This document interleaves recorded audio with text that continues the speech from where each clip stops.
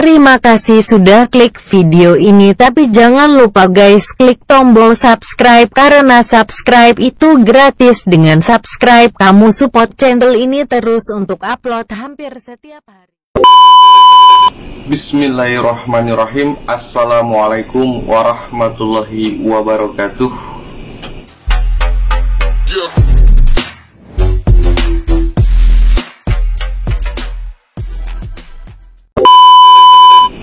Alhamdulillah, kita masih bisa berjumpa kembali di channel YouTube Lintang Junior, yang insya Allah ada hal yang bermanfaat di setiap video yang saya buatkan untuk kalian.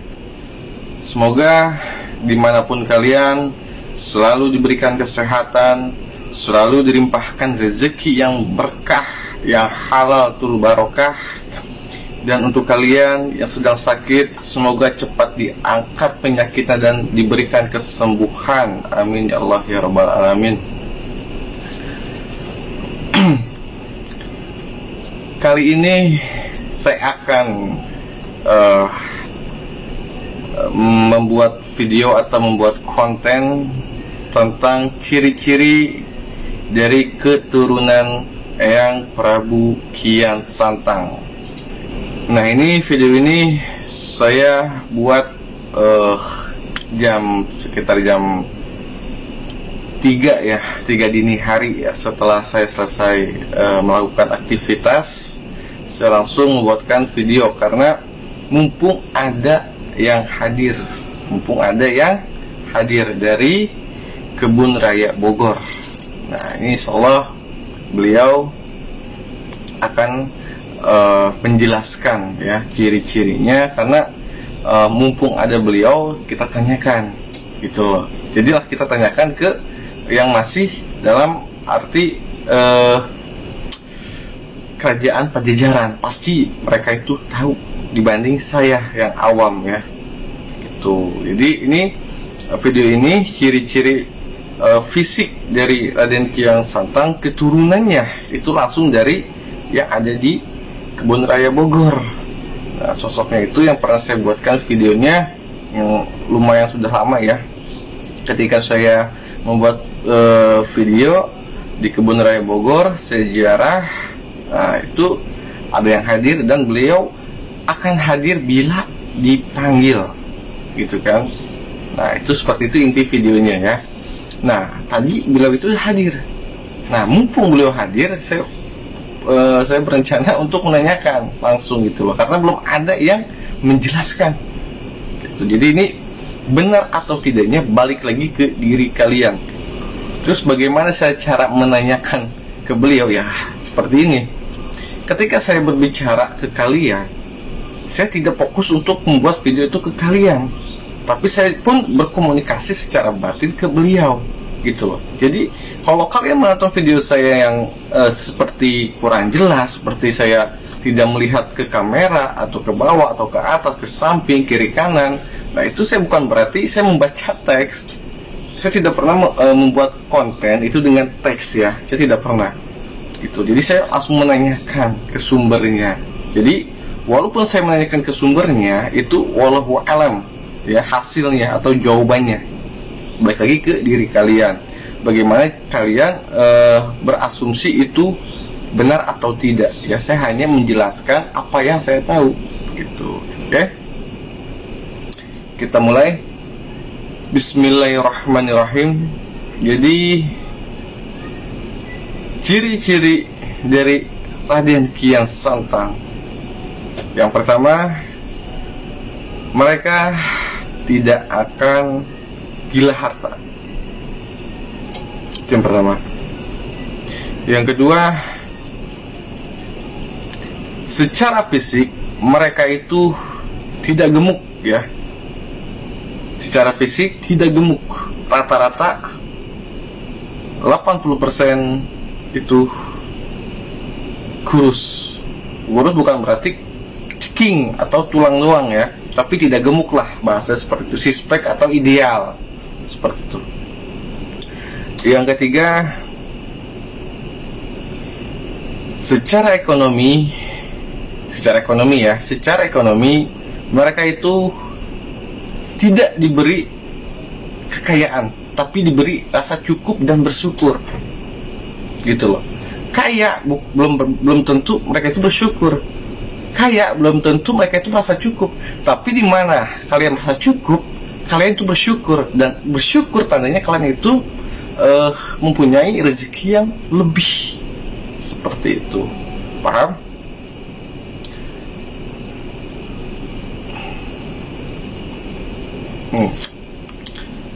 Yang paling penting di setiap keturunan Raden Kian Santang ini, menurut beliau ya, mereka dibekali keturunannya semua ya, itu selalu dikontrol oleh kodam harimau ya. Jadi ada yang dikontrol dan ada pula yang dititipkan. Jadi ibaratnya gini, kalau 100%, 50%-nya itu keturunannya itu selalu dikontrol, ya 50% itu dititipkan. Jadi ya 50% ini dititipkan itu didampingi gitu loh. Yang ini didampingi, yang ini hanya dikontrol, seperti itu kurang lebihnya ya.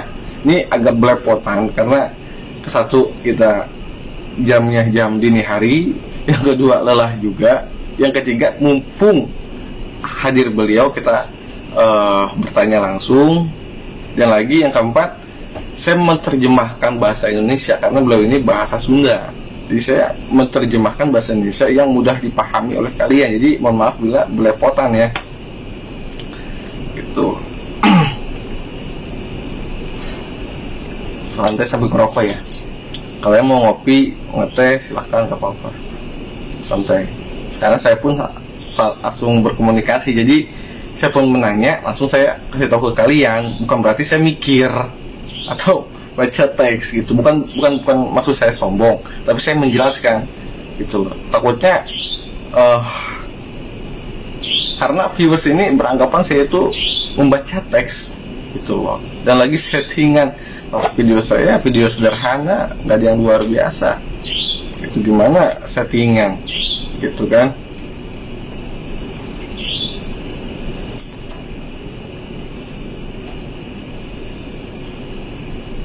Oh, kata beliau cukup aja, cukup. Udah cukup sampai di situ aja. Nah, itu kata beliau cukup ya, sampai di sini aja. Dalam arti menerangkannya hanya sampai di sini. Gitu loh. Gak bisa panjang lebar atau sampai sedetail mungkin ya. Saya akan mencoba, saya akan bertanya pesan untuk saya pribadi dan untuk kalian semua. Ini pesan ini mau kalian terima silahkan, nggak pun nggak masalah ya. Jadi balik lagi ke diri kalian ya.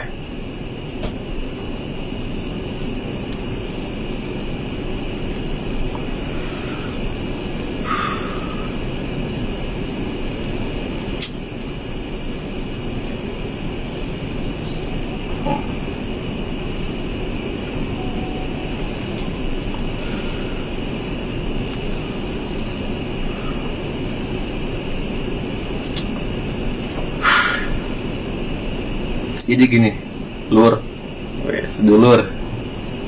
Jadi gini lur, pesan beliau seperti ini. Kalau diterjemahkan bahasa Indonesianya, kalian harus meningkatkan keyakinan kalian, karena setiap hari keyakinan kalian itu diuji, betul atau tidak, yaitu terserah kalian. Tapi di sini disebut keyakinan itu digaris besarkan itu secara agama kalian. Nah, dan lagi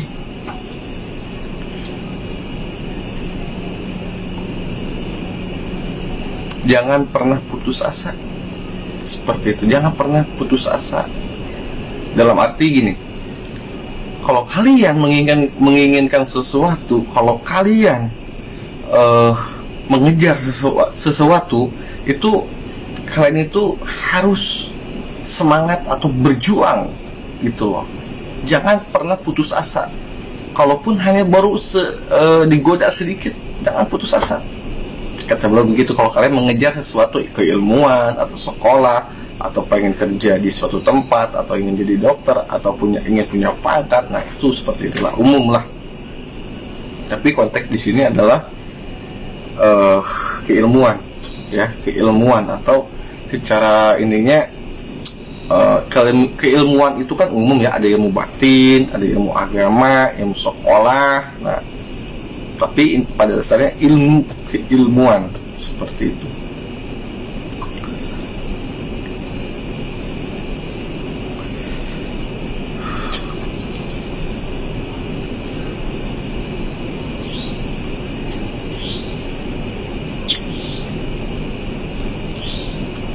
Katanya zaman sekarang itu udah pada gila,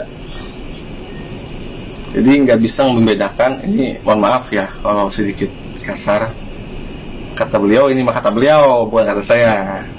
Kalau maaf bila kalau kasar, kata beliau ini zaman sekarang ini gila, nggak bisa membedakan mana hewan mana manusia, mana hewan, seperti itu.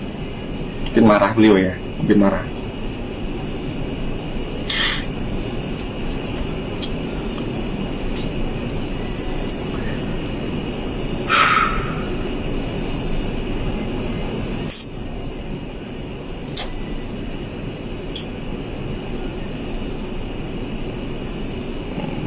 Beliau marah, mungkin marah itu dalam arti prihatin, mungkin ya, prihatin melihat kondisi yang sekarang, banyak orang yang seperti apa, gitu lah. Walaupun ya intinya seperti itulah, beliau itu prihatin ya, bukan berarti menilai dirinya itu benar atau suci ya, tapi prihatin melihat tingkah laku manusia zaman sekarang, banyak yang korupsi misalnya, atau banyak yang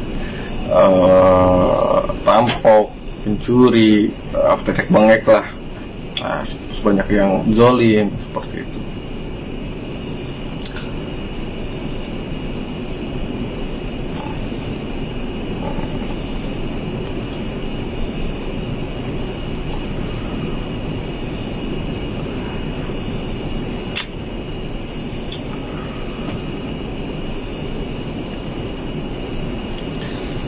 Jadi beliau cuman mengingatkan sekali lagi, katanya emang nanti Eyang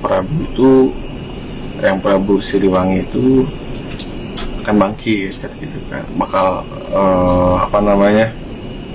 hadir kembali, bukan menitiskan ke suatu tempat atau suatu wadah atau suatu manusia ya. Ingat, bagi orang yang merasa dirinya dimasuki oleh oleh Eyang Prabu Siliwangi atau punya khodam Eyang Prabu Siliwangi, itu bisa dikatakan hoax atau berbohong. Eyang Prabu Siliwangi itu tidak akan memasuki jasad, walaupun itu keturunannya. Beliau akan hadir di alam yang berbeda. Dalam arti kalau kalian tidur, kalian akan bertemu di alam mimpi atau dalam leluhur, seperti itu ya, bukan masuk ke tubuh kalian, menyatu dengan tubuh kalian. Kalau ada orang yang seperti itu hoax atau berbohong.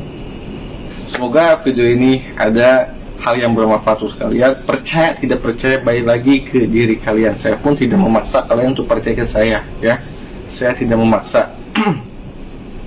Saya pamit undur diri. Mohon maaf bila ada salah kata, mohon maaf bila ada ketidaksamaan tentang pendapat ya, mohon maaf karena saya pun masih belajar.